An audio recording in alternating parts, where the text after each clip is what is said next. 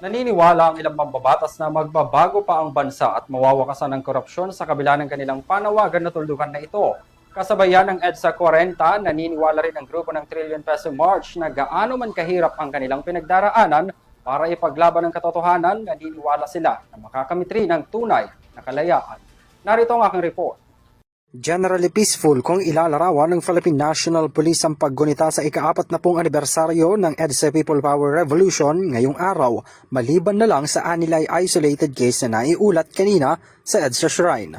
Nagkaroon kasi ng tensyon sa bahagi ng Ortigas matapos umanong mambato at tangkaing sakupin ang buong southbound lane ng kalsada ang ilang ralihista kung kaya't kinailangan silang arestuhin. Nagkaroon ng isang isolated case na kung saan may mga rallyista tayo. Ito yung sinasabi ko kanina na mga agitators na nambabato. So we cannot do otherwise but to effect the arrest of... so we have arrested actually two personalities na nasa kustodiya ngayon ng ating kapulisan. Samantala, nakilahok rin sa pagtitipon kanina si mamamayang Liberal Representative Leila de Lima para makiisa sa diwa ng pagtitipon na sumasalamin raw sa diwa ng demokrasya, katotohanan, hustisya at pananagutan, bagay na hindi dapat ibaon sa limot. Kaugnay rin sa patuloy nilang pakikipaglaban para wakasan ang korupsyon sa bansa, umaasa pa rin si De Lima na mawawakasan ito at mapapanugot ang mga sangkot. Dapat rin anyang mamulat ang mga kabataan ngayon para hindi maging biktima ng historical revisionism at hindi dapat ibaon sa limot ang mga nakaraan. Kalat ng mga kasinungalingan, manigas kayo. You will not succeed in your evil designs of maintaining a culture of lies, yung mga propagation of lies. Hindi dapat yan nangyayari ngayon. The massive disinformation. Sa pagtatala ng QCPD, halos 4,000 ang kanilang crowd estimate sa mga dumalo sa Trillion Peso March movement dito mismo sa EDSA People Power Monument. Mababa raw ito kumpara noong nakarang taon ng Nobyembre.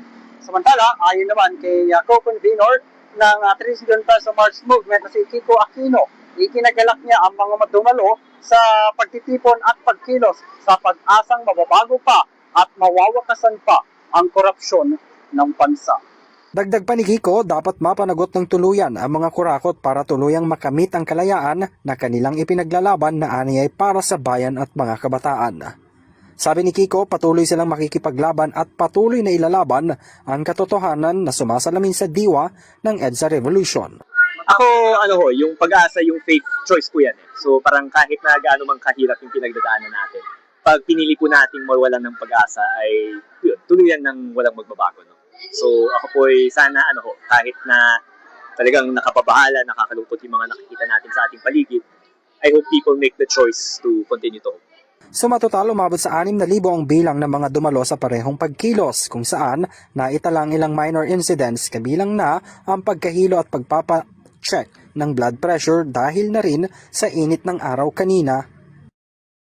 Wala dito sa EDSA People Power Monument para sa EuroTV News, ako si Henry V. Nicolas. Sumasaludo sa bawat Pilipino.